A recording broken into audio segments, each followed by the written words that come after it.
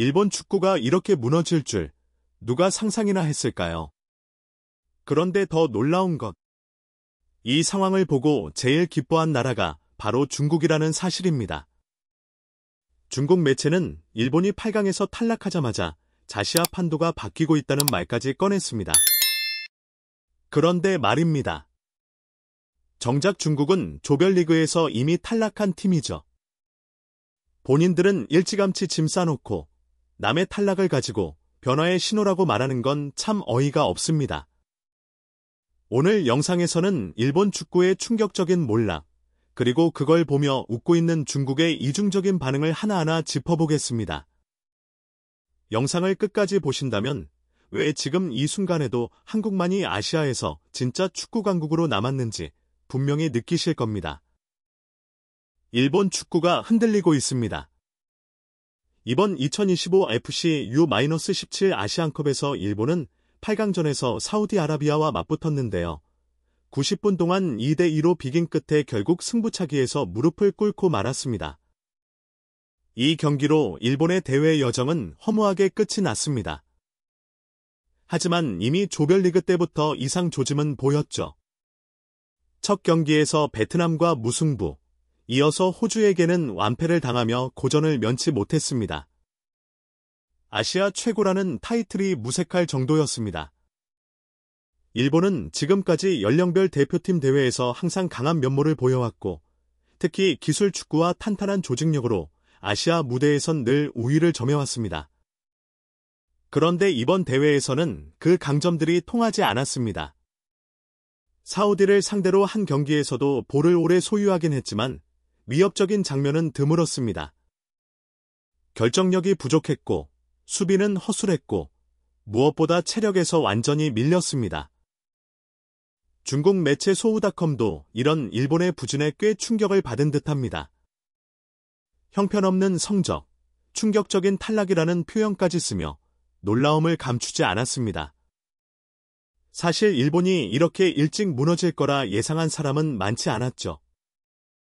항상 기술의 일본, 조직력의 일본이라는 말을 듣던 팀이었으니까요. 그런데 이번엔 전혀 달랐습니다. 압박에 약했고 중원 장악도 제대로 안 됐습니다.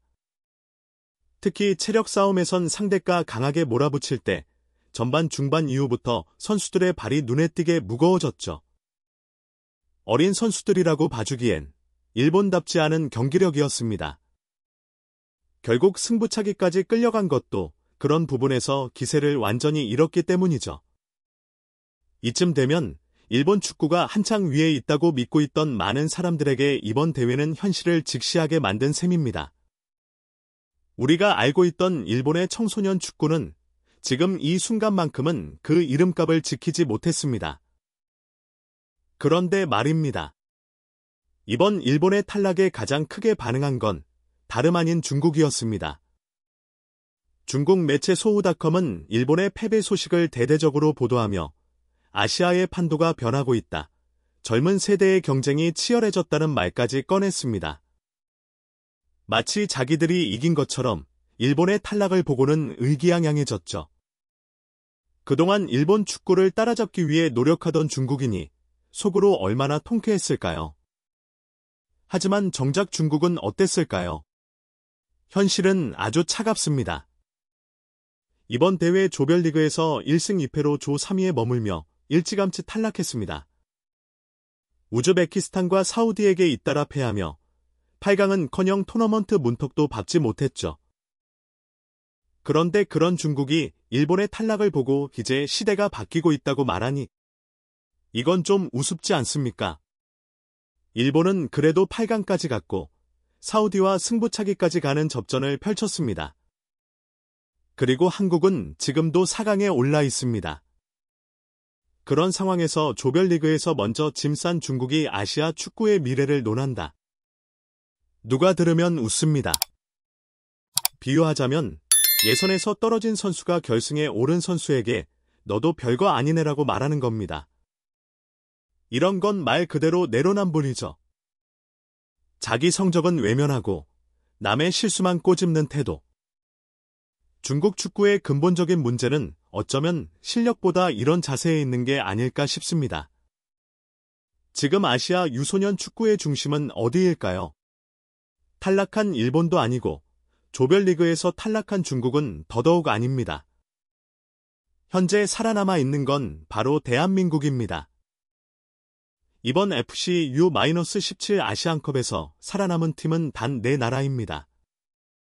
한국, 사우디아라비아, 북한, 그리고 우즈베키스탄. 일본은 8강에서 멈췄고 중국은 조별리그에서 탈락했죠. 자, 이쯤 되면 누가 진짜 아시아 축구를 리드하고 있는지 이제 확실히 보이지 않습니까? 한국은 단순히 이겼다는 결과만으로 평가받는 팀이 아닙니다. 경기력, 조직력, 피지컬, 그리고 전술. 이 4가지가 유기적으로 어우러진 시스템이 살아있는 축구를 하고 있습니다. 우리는 기술에만 의존하지도 맹목적인 피지컬에만 기대지도 않았습니다.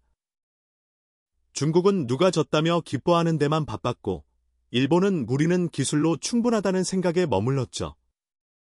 하지만 이제는 그런 시대가 아닙니다.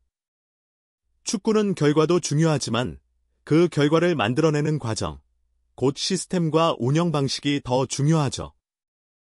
한국은 그런 점에서 분명 한 단계 위의 경쟁력을 보여주고 있습니다.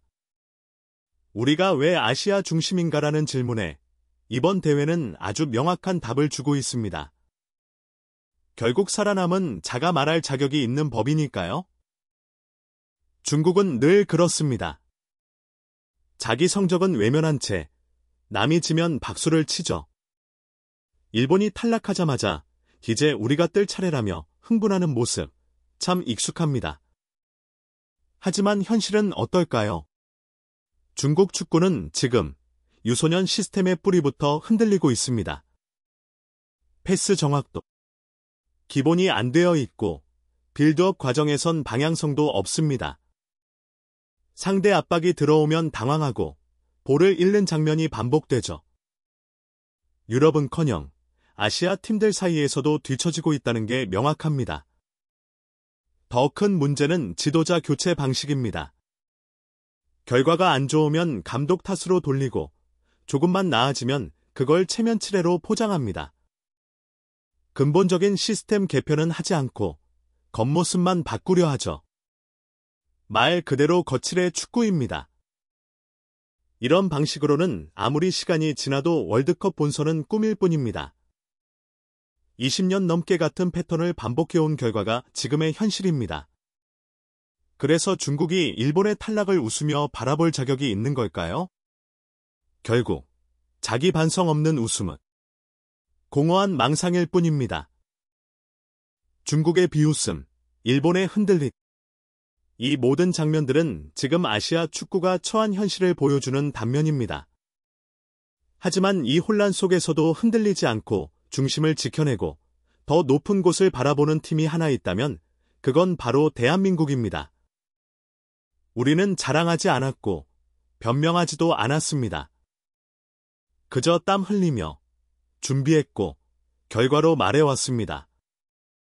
남이 무너질 때 웃는 대신 우리는 앞으로 나아갈 길을 생각했습니다. 한국 축구 팬 여러분, 이제는 더 이상 비교하거나 조롱할 필요 없습니다. 중요한 건 우리 아이들이 얼마나 성장하고 있는가, 그리고 우리가 어떤 미래를 준비하느냐입니다. 오늘도, 내일도 우리는 아시아를 넘어서 세계 무대에 우뚝 설 그날을 향해 나아갑니다. 지금까지 김준석 해설위원이었습니다. 감사합니다.